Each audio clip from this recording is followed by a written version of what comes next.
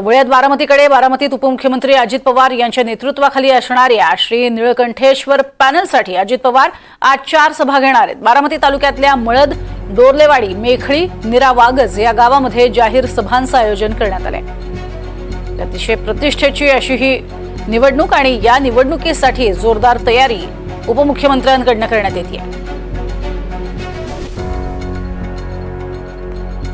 एकीकडे आपण बघतोय बारामतीमध्ये स्वतः अजित पवार आहेत आणि अजित पवारांच्या आज 4 सभा होणार आहेत।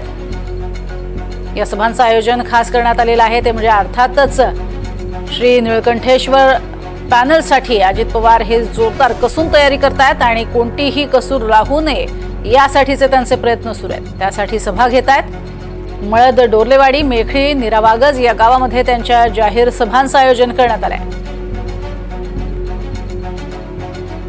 आपल्याला कल्पना आहेच पश्चिम महाराष्ट्रामध्ये या सर्वच निवडणुका अतिशय प्रतिष्ठेच्या मानल्या जातात आणि सहकार क्षेत्रातली ही मोठी चळवळ ही मानली जाते आणि त्या अनुषंगानेच निळकंठेश्वर पॅनलसाठी आज सभांचं आयोजन करण्यात आलंय।